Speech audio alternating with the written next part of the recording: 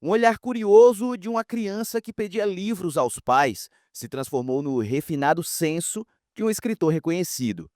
Felipe Caldas é jornalista e encontrou na arte de escrever bem mais do que o trabalho, mas uma forma de acalmar uma mente inquieta. A chama do escritor nasceu ainda na minha infância, quando tinha aquela uma famosa série Vagalumes, que hoje não existe mais, mas que eram livros didáticos, didáticos não, paradidáticos, de romances, que eram vendidos a um preço acessível.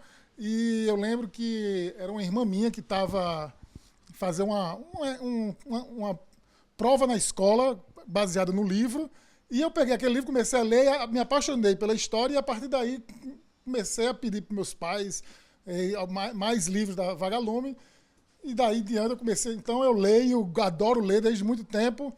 E foi a partir da leitura que naturalmente veio a vontade de escrever, de testar, de também treinar aquele mundo fascinante da escrita. Comecei escrevendo crônicas, depois livros reportagens, mas tudo começou naquela coisa da infância de se interessar pela leitura. Contando histórias, ele já se prepara para o lançamento do sétimo livro. Esse trabalho acadêmico, que é sobre a torcida jovem do Botafogo, é toda uma vivência de longa permanência com os torcedores. A partir daí, escrever sobre essas dinâmicas torcedoras. O livro vai ser publicado no primeiro semestre de 2026. Meu próximo livro é o sétimo dessa trajetória. Então, isso já é uma certeza. Em primeiro semestre de 2026, deve estar sendo publicado. Quem conhece sabe que o cheiro deles e o toque de cada folha é especial. Cada pedaço de papel desses se materializam em histórias que entram em nossas mentes através dos olhos, ganhando vida em nossos corações. Magia que faz o trabalho de escrever ser tão essencial. Tiago também foi encantado por essa arte e abraçou a oportunidade assim que pôde. Ele acabou de lançar o primeiro livro. No livro Não Gire o Disco ao Contrário, eu falo sobre a história de um professor que começa a resgatar as memórias da infância, dos anos 80, 90, em que ele tinha o hábito de escrever cartas para Xuxa. Então o livro tem essa narrativa em que ele fala sobre como foi ser uma criança viada nos anos 80, 90, e retomando a lenda urbana de que se a pessoa girasse o disco ao contrário, ela escutaria uma mensagem de um suposto pacto com o diabo que a apresentadora Xuxa teria feito.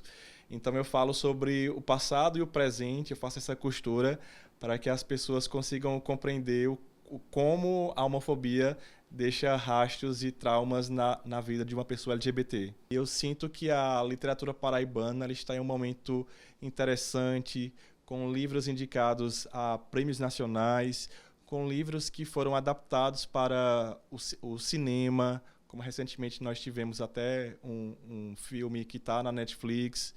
Então eu sinto que é daqui para frente que nós vamos ganhar o mundo. É de Felipe que Tiago está falando. A obra O Menino que Queria Jogar Futebol virou filme inexplicável, disponível em uma plataforma de streaming. No meu trabalho de fim de curso na universidade, quando todo mundo está naquela coisa de querer fazer qualquer coisa para terminar, eu cheguei para o professor Alberto Barbosa Filho, que é escritor também, que era meu professor na época, para me orientar. E eu escrevi um livro reportagem como trabalho de final de curso, e ali eu me apaixonei. A partir daí comecei a escrever crônicas. Já tenho 2 livros de crônicas também. E até que veio um convite para escrever a história do menino, Gabriel, que é um menino daqui de João Pessoa, que tem uma história fascinante, assim, de um câncer gravíssimo, quase morte, e todos os médicos chegam a desenganar a família, dizem, não tem mais chance de sobreviver, e acaba sobrevivendo e tem um final sem sequelas. Então é uma história real, e foi uma emoção para mim ter a oportunidade de escrever essa história. E qual não foi minha surpresa que chamou a atenção de um Fabrício Bittar, um diretor de cinema de São Paulo, e ele resolveu transformar livro em filme. E é uma realização de qualquer escritor, né? Em comum, eles acreditam que estão apenas expressando pensamentos, mas, no fim, acabam inspirando a próxima geração de escritores, ensinando a beleza de um caminho que se constrói a partir de um olhar.